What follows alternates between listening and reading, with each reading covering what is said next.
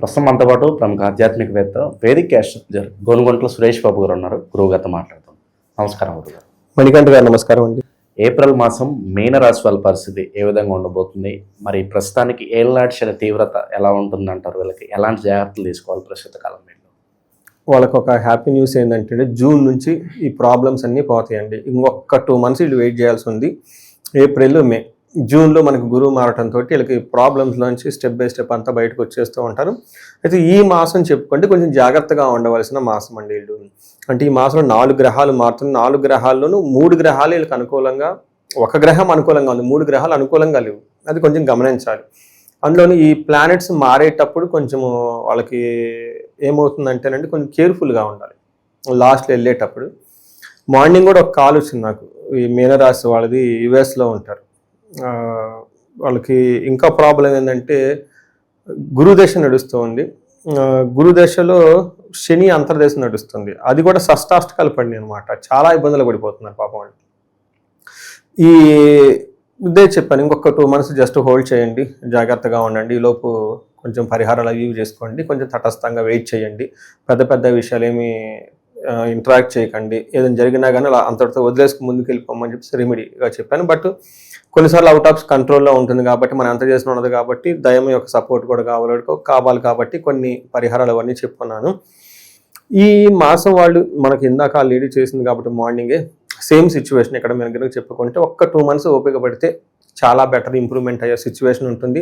అందులో గ్రహాలు మారే టైంలో ఇంకా కొంచెం అలజడికి ఎక్కువగా ఉంటుంది. అది కొంచెం గమనించాలి. మీనరాశి చూసుకుంటే ఇలా పూర్వభాద్ర 4వ పాదం, ఉత్తరాభాద్ర 1, 2, 3, 4 పాదాలు, రేవతి 1, 2, 3, 4 పాదాలు అంతా ఇందులో ఉంటుంది. పేరు బలం కనుక చూసుకుంటే వీళ్ళకి దీ, దూ, షం, ఝా, దా, దే, దో, చా, చి అన్న లెటర్స్ వాళ్ళ ఫస్ట్ పేరు కనుక బాగా పాపులర్ అయిన పేర్లు ఇందులో ఉంటే మీనరాశి అవుతుంది. అలాగే కాకుండా శుక్రుడు వీళ్ళకి 3వ స్థానంలో ఉండటంతో వీళ్ళకి కొంచెం మంచి కొంచెం చెడు జరుగుతూ ఉంటుందండి. కొన్ని విషయాల్లో హ్యాపీగా ఎంజాయబుల్గా బాగానే ఉంటారు. బట్ ముఖ్యంగా వీళ్ళకి శత్రు వృద్ధి, వాణిజ్య నాశనం అంటారు. అంటే బిజినెస్ చేసే వాళ్ళకి కొంతగా ప్రాఫిట్స్ రావు, శత్రువులు బాగా వృద్ధి చెందుతూ ఉంటారు అని చెప్పవచ్చు.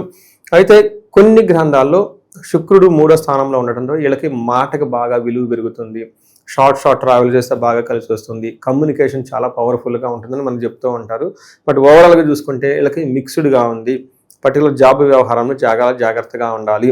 జంపులు చేసి అటు ఇటు వెళ్లకుండా కొంచెము 2 స్టెప్పులు వెనక్కి తీసుకొని తటస్థంగా ఉంటే ఈ నెల వచ్చే నెల ఆ తర్వాత ఇటు ఆటోమేటిక్గా సిచ్యువేషన్స్ ఇంప్రూవ్ అవుతుందని చెప్పొచ్చు. వీళ్ళకి 4 గ్రహాలు మారటంతో ఒక్క విషయంలో చాలా కేర్ఫుల్గా ఉండాలి. ఈ రాశి వాళ్ళు జాబ్ వ్యవహారంలో కొంచెం జాగ్రత్తగా ఉండాలి. ఎందుకంటే ఫస్ట్ హౌస్లో సూర్యుడు ఉండి 2వ హౌస్కి షిఫ్ట్ అవుతూ ఉన్నారు. ఈ టైంలో ఉన్న జాబులో బాగా ప్రెషర్ వచ్చే అవకాశం ఉంటుంది. కొంతమంది జాబులు కోల్పోవచ్చు. ఇందాక చెప్పిన యుఎస్ క్లయింట్ చూసుకుంటే దశ అంతర్దశలు కూడా బాగలేవు పాపం. అందులోని ఏలినాటి శని చాలా ప్రాబ్లమ్స్ ఫేస్ చేస్తూ ఉన్నారనమాట. అలా కొంతమంది దశ అంతర్దశలు బాగుంటే జాబ్లో ప్రెషర్ అయితే ఉంటుంది, లేకపోతే జాబులో పొయ్యేంత పని అయితే ఖచ్చితంగా ఉంటుంది. జాగ్రత్తగా ఉండటం ఎంతైనా అవసరం. రెండోది ధన ప్రవాహం స్టార్ట్ అవుతూ ఉంటుంది, శత్రువులు ఎక్కువగా ఉంటూ ఉంటారు. బట్ ఓవరాల్గా చూసుకుంటే ఆల్రౌండ్ ప్రాస్పెరిటీ, కొంచెం అప్స్ అండ్ డౌన్స్ చూసుకుంటే ఓవరాల్గా బాగుంటారని గమనించాలి.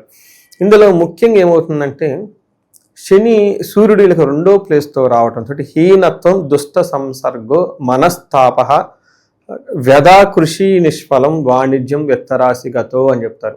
అంటే 2వ స్థానంలో సూర్యుడు ఉంటే ఏమవుతుంది, హీనత్వం, బాగా టైర్డ్నెస్గా ఉంటుంది, నీచ బుద్ధి కలిగి ఉంటారు, దుర్మార్గులతో సమావేశం చేస్తూ ఉంటారు, తర్వాత మనస్తాపానికి గురవుతూ ఉంటారు.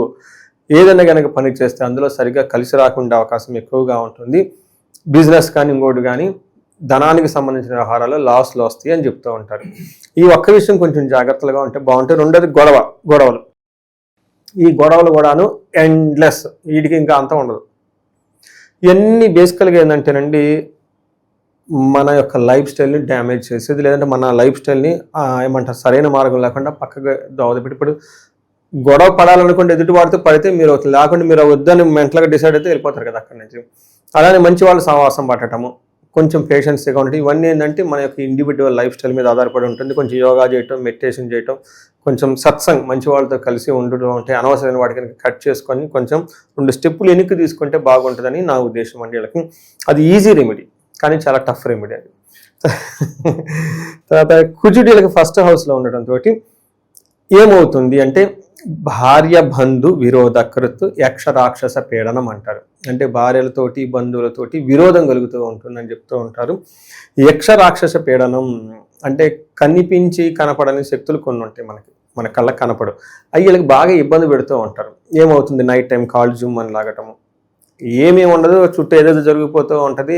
డాక్టర్ దగ్గర పోతే డాక్టర్ ఏమండు, మార్నింగ్ ఒక లేడీ కాల్ చేసి జస్ట్ ఇక్కడికి వచ్చే ముందే ఆఫ్టర్నూన్ లంచ్ చేసి అలా రెస్ట్ తీసుకుంటున్నాను, మీ దగ్గరికి వద్దామని చెప్పి ఈలో ఒక తెలిసిన వాళ్ళు కాల్ చేస్తారు. బాగా హైదరాబాద్లోనే ఉంటారు, బాగా తెలిసిన వాళ్ళు అనమాట. ఎప్పుడు దాదాపు 2 years నుంచి నా దగ్గర రిపీటెడ్గా మంచి చెడుగా వస్తూ ఉంటారు, మాట్లాడుతూ ఉంటారు. వాళ్ళు సడన్గా ఫోన్ చేసి గురుగారు ఇలా అన్నీ జరిగిపోయింది, టపక్కన కింద పడ్డాను, అదేందో అర్థం కాదు, సాయంత్రం దాటుతూ ఉంటే గాజు గుచ్చుకుంది. చూడండి, ఇది లాజిక్ ఏమన్నది, డాక్టర్ దగ్గరికి పోతే ఏం జరిగింది, వీళ్ళ కాల్లో గాజు గుచ్చుకుంది కదండి, వాళ్ళు టీటీ ఇంజక్షన్ ఏదో చేస్తారు కదా, అది తీసేసి ఆ ఇంజక్షన్ రాంగ్ ప్లేస్లో చేశారంటే అది కూడా లోన ఇరుక్కొని పోయింది ఏదో చెప్తా ఉన్నా. ఇలా అన్నీ జరిగిపోతున్నాయండి. చూడండి, డాక్టర్ దగ్గర కూడా మళ్ళీ నాకు సరైన వైద్యం అందిపోక రాంగ్ ఏదో చేసేసారండి. ఇలాంటి చూడండి, ఇదేంటంటే యక్ష రాక్షస పీడనం అంటే అవుట్ ఆఫ్ కంట్రోల్ వాళ్ళు. తర్వాత నేను మళ్ళీ కలవమని చెప్పినాను కదా, వేరే విషయం, ఇది ఇటు వాడికి యక్ష రాక్షస పీడనం, పక్కన కింద పడతారు, హాస్పిటల్ పోతే వైద్యం కూడా అందదు టైంకి, ఒకవేళ పోతే ఏం లేదని చెబుతూ ఉంటారు, కానీ వీళ్ళు బాధపడుతూ ఉంటారు. ఇలాంటివన్నీ జరిగే అవకాశం ఎక్కువగా ఉంటుంది, గాయాలయ్యే అవకాశం ఎక్కువ ఉంటుంది. కొంచెం జాగ్రత్తగా ఉండటం ఎంతైనా అవసరం ఈ రాశి వాళ్ళు. ఇక ఈ నక్షత్రాలు వాళ్ళకి ఎలా ఉండబోతుంది మీ రాశికి సంబంధించి? ఫస్ట్ వెరీ హ్యాపీ న్యూస్ ఏంటంటే, నక్షత్ర వరాలు చూస్తే పూర్వభాద్ర నక్షత్రం వాళ్ళకి ఐశ్వర్యవంతంగా ఉంటుంది, ధనలాభం ఉంటుంది. మనం ఫస్ట్లో చెప్పిన సూర్యుడి వల్ల ధననాశనం అవుతుంది, ధనం కూడా వస్తుందని చెప్పుకున్నాము. అయితే ఒక్కటి మరణ తుల్యము కలహము అని చెప్తుంటారు. వీళ్ళు ఎక్కడో చోట వృధాగా గొడవ పడుతూ ఉంటారు, తద్వారా అప్పటిదాకా నడుస్తున్న ప్రోగ్రెస్ గ్రోత్ వీళ్ళది ఆగిపోతుంది. కొంచెం జాగ్రత్తగా ఉండాలి. తర్వాత ఉత్తరభాద్ర నక్షత్రాలకు ఐశ్వర్యవంతంగా ఉంటుంది, సంపదలు బాగుంటాయి, సౌఖ్యంగా ఉంటారు, ధనలాభం ఉంటుంది, విదేశాగమనము ఫారిన్ రిలేటెడ్ వీళ్ళకి బాగా కలిసి వస్తుంది. రేవతి నక్షత్రాలకు ఐశ్వర్యప్రదంగా ఉంటుంది, విదేశ గమనం ఉంటుంది, సౌఖ్యము, సంపదలు, మృష్టాలము, ధనలాభము. సో రేవతి నక్షత్రం వాళ్ళకి ఐ థింక్ చాలా బాగుంది. ఏప్రిల్ లాస్ట్ వీక్లో మాత్రం అనుకున్న పనులు కాకుండా ఆటంకాలు ఉంటాయి, ఆగిపోయే అవకాశం ఉంటుంది. బట్ ఓవరాల్గా కనుక చూసుకుంటే వీళ్ళకి రేవతి నక్షత్రం వాళ్ళకి చాలా బాగుందని గమనించాలి. ముఖ్యంగా ఒకటి, ఈ నక్షత్రం వాళ్ళకి ఏలినాటి శని ప్రభావంతో ఉన్నారు కాబట్టి చెడు టైంలో వచ్చే అన్నీ మంచి టైం వచ్చేటప్పటికి అన్నీ వెళ్ళిపోతాయండి. అది కొంచెం జాగ్రత్తగా గుర్తుపెట్టుకోవాలి. అందుకని ఈ టైంలో ఏది వచ్చినా అంతా సరిగా కొరగా రావటం, ఇబ్బందులు పెట్టేవాళ్ళు రావడం, చెట్ట ఫ్రెండ్స్ రావటం, ఈ అందరికీ బ్యాడ్ టైం కాబట్టి everything is a bad time. June తర్వాత అయితే మంచి రిజల్ట్స్ ఎక్స్పెక్ట్ చేయొచ్చు. అవును, నేను అదే చెప్పబోతున్నాను కరెక్ట్గా. జూన్తో ఎప్పుడైతే మంచి టైం రావడం స్టార్ట్ అవుతుందో ఈ బ్యాడ్ చెత్త వాళ్ళంతా వెళ్ళిపోతారు. అందుకని చెప్పేసి పోయే వాళ్ళంతా మంచి చెత్త వాళ్ళు అని చెప్పేసి జాగ్రత్తగా ఉండండి. వచ్చేదంతా మంచి వాళ్ళు రాబోతున్నారు కాబట్టి ఏదైనా కనుక ఇలాంటి, ఎందుకంటే వీళ్ళకి స్త్రీ నాశనం, ధన నాశనం కూడా చూపిస్తూ ఉంటుంది. స్త్రీల ద్వారా ప్రాబ్లం రావచ్చు, లేదంటే వీళ్ళు బాగుంటారు, వాళ్ళకి ప్రాబ్లం, వాళ్ళ ద్వారా వీళ్ళకి ప్రాబ్లం వచ్చే అవకాశం ఉంటుంది. ధననాశనం కూడా ఉంటుంది కుజుడు వల్ల. ఎవరికైనా చెస్ట్ రిలేటెడ్ ప్రాబ్లమ్స్, ఓవర్గా గ్యాస్ట్రైటిస్ చేసినా, లేదంటే డీహైడ్రేషన్ అయినా కానీ ఇమ్మీడియట్గా హాస్పిటల్కి వెళ్ళి ఒక్కసారి వాళ్ళు క్లినిక్కి వెళ్ళి చూపించుకుంటే చాలా బాగుంటుంది.